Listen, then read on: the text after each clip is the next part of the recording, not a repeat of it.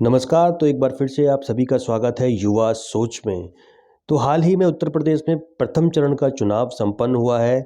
10 तारीख को मतदान हुआ और तकरीबन प्रथम चरण के चुनाव में जो मतदान की प्रतिशत बताई जा रही है वो लगभग 60.17% मतदान उत्तर प्रदेश में पहले चरण में 11 जिलों में हुआ है।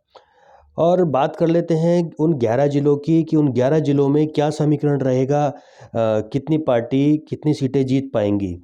जिस तरह से लगातार ये कहा जा रहा है कि भारतीय जनता पार्टी एक बार फिर से 300 प्लस या बहुत ज़्यादा संख्या में सीटें जीत सकती है, लेकिन ऐसा कुछ नज़र नहीं आ रहा है। भारतीय जनता पार्टी की राह उत्तर प्रदेश में इस बार बहुत ज़्यादा आसान नहीं रहने वाली है।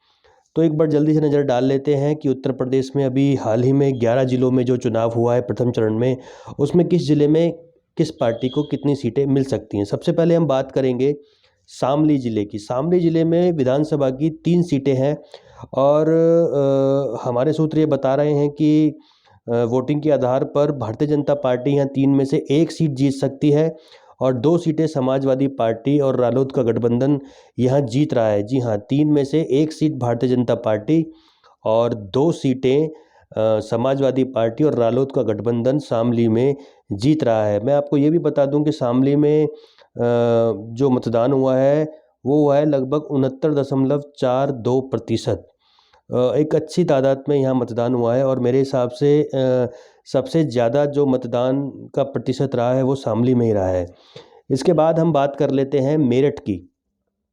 मेरठ में विधानसभा की कुल 7 सीटें हैं और उन 7 सीटों में से भारतीय जनता पार्टी 3 सीटों पर जीत सकती है और 4 सीटों पर समाजवादी पार्टी गठबंधन यहाँ जीत रहा है। और मेरठ में जो मतदान का प्रतिशत रहा है वो रहा है लगभग 60.91%। जी हाँ, इसके बाद हम बात करते हैं बुलंदशहर की। बुलंदशहर में विधानसभा की 7 सीटें हैं और यहाँ पर भारतीय जनता पार्टी 3 सीटें जीत सकती है, 2 सीटें समाजवादी पार्टी और रालोद का गठबंधन और यहाँ मायावती जी की पार्टी बहुजन समाज पार्टी की एंट्री हो रही है। बुलंदशहर में बहुजन समाज पार्टी 2 सीटें जीत सकती है। ये एक बहुत बड़ी बात होगी। जिस तरह से लगातार ये कहा जा रहा है कि मायावती की पार्टी डाउनफॉल पर है, बहुत ज़्यादा तवज्जो वोटर मायावती की पार्टी को नहीं दे रहे हैं, बीएसपी को नहीं दे रहे हैं, लेकिन ऐसा कुछ है नहीं। प्रथम चरण के चुनावों में जो मतदान रहा है उसके आधार पर कुछ अच्छी सीटें बीएसपी यहाँ जीत सकती है। तो बुलंदशहर में 7 में से 3 सीटें भारतीय जनता पार्टी जीत सकती है, 2 सीटें समाजवादी पार्टी गठबंधन और 2 सीटें बहुजन समाज पार्टी यहाँ पर जीत रही है। बुलंदशहर में जो वोटिंग का प्रतिशत रहा है वो रहा है लगभग 60.52%। इसके बाद हम बात कर लेते हैं गाजियाबाद की। गाजियाबाद में विधानसभा की कुल 5 सीटें हैं और यहाँ पर भी मुकाबला कड़ा है। भारतीय जनता पार्टी यहाँ पर 3 सीटें जीत सकती है, वहीं समाजवादी पार्टी और रालोद का गठबंधन यहाँ पर 1 सीट जीत सकता है और बीएसपी भी यहाँ पर 1 सीट पर मजबूती से पकड़ बनाई हुई है और बीएसपी भी गाजियाबाद में 1 सीट जीत सकती है। यानी कि गाजियाबाद की 5 सीटों में से 3 सीटें Bharatiya Janata party, 1 seat Samajwadi party और 1 सीट बहुजन समाज पार्टी जीत सकती है। और गाजियाबाद में जो मतदान का प्रतिशत रहा है वो पश्चिमी उत्तर प्रदेश के पहले चरण के चुनावों में सबसे कम रहा है, 54.77%। ये सबसे कम मतदान प्रतिशत है पहले चरण में कुल 11 जिलों के मतदान प्रतिशत की तुलना में। उसके बाद हम बात कर लेते हैं गौतम बुद्ध नगर जिले की। गौतम बुद्ध नगर जिले में 3 सीटें हैं विधानसभा की और यहाँ पर मुकाबला हालांकि कड़ा है, लेकिन उसके बावजूद भी भारतीय जनता पार्टी 2 सीटें जीत सकती है और 1 सीट समाजवादी पार्टी और रालोद गठबंधन यहाँ पर जीत रहा है। गौतम बुद्ध नगर में मतदान का कुल प्रतिशत रहा है 56.73%। जी हाँ, एक अच्छा खासा प्रतिशत नहीं माना जाएगा गौतम बुद्ध नगर ज़िले के हिसाब से, लेकिन उसके बावजूद भी जो मतदान हुआ है उसका प्रतिशत भारतीय जनता पार्टी की तरफ ज़्यादा गया है। तो गौतम बुद्ध नगर में 3 में से 2 सीटें भारतीय जनता पार्टी और केवल 1 सीट समाजवादी पार्टी और गठबंधन जीत रहा है। उसके बाद हम बात कर लेते हैं बागपत ज़िले की। बागपत ज़िले में ये माना जा रहा था कि मुकाबला कड़ा होगा, यहाँ बीजेपी लीड कर सकती है और जो किसानों की नाराज़गी है या जाटों की जो नाराज़गी है वो उतनी नहीं है जितनी दिखाई जा रही है। लेकिन जो हमारे आंकड़े बता रहे हैं, बागपत में जो 3 विधानसभा की सीटें हैं उसमें से भारतीय जनता पार्टी एक भी सीट नहीं जीत रही है। तीनों की तीनों सीटें समाजवादी पार्टी और रालोद का गठबंधन जीत रहा है। जी हाँ, बागपत की 3 सीटों पर समाजवादी पार्टी और गठबंधन जीत रहा है। ना ही भाजपा, ना ही ना ही बहुजन समाज पार्टी और ना ही कांग्रेस यहाँ पर कोई सीट निकाल रही है। बागपत में जो कुल प्रतिशत रहा मतदान का वो रहा है 61.35%। उसके बाद हम बात कर लेते हैं मुजफ्फरनगर ज़िले की।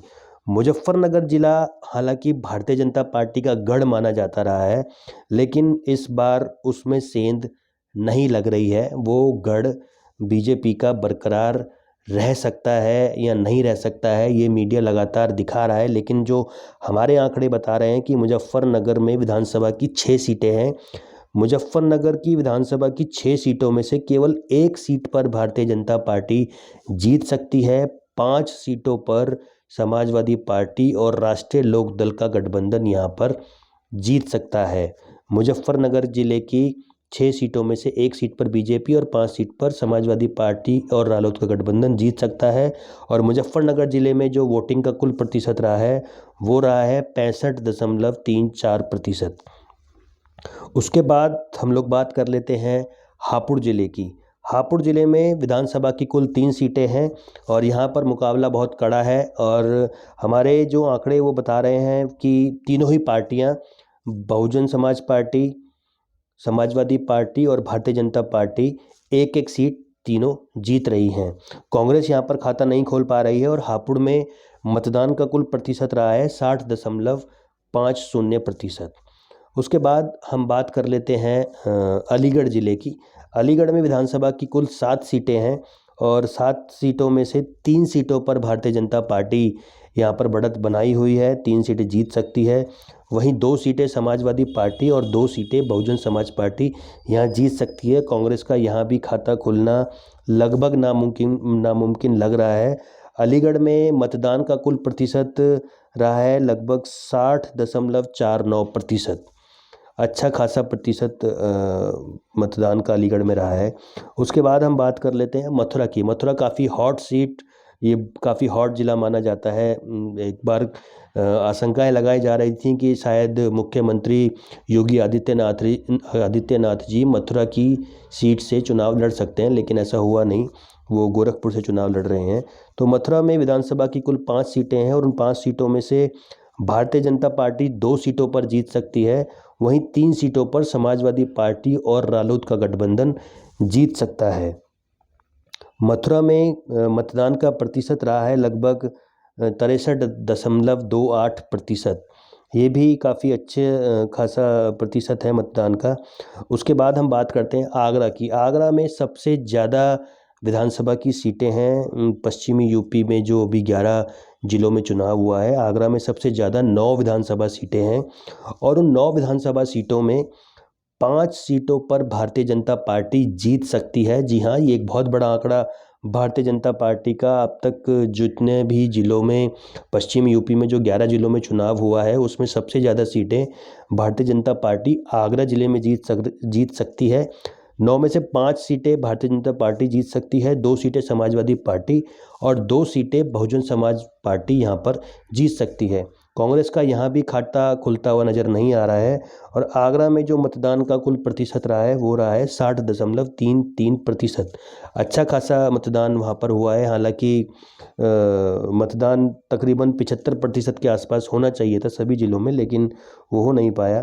तो ये सभी ज़िलों का एक ज़िलेवार आप समझिए एक आंकड़ा था कि पश्चिम यूपी में जो प्रथम चरण में जो चुनाव हुआ है उसमें कौन सी पार्टी कितनी सीटें जीत सकती हैं। तो इससे साफ दिख रहा है कि भारतीय जनता पार्टी की राह बहुत आसान नहीं है और भारतीय जनता पार्टी को आने वाले चरणों में भी बहुत दिक्कतों का सामना आ सकता है। जिस तरह से वोटरों का रुझान पश्चिमी उत्तर प्रदेश में दिखा है, उसी तरह से और अन्य ज़िलों में भी ये रुझान लगातार बना रह सकता है। तो पर अगले चरण का जो चुनाव है वो 14 फरवरी का है, और 14 फरवरी में भी जिन जिलों में चुनाव है उसके भी हम आंकड़े आपके सामने पेश करेंगे कि कितनी सीटें कौन सी पार्टी जीत सकती है। तो बने रहिए हमारे साथ युवा सोच में इसी तरह की और भी खबरों के लिए। नमस्कार।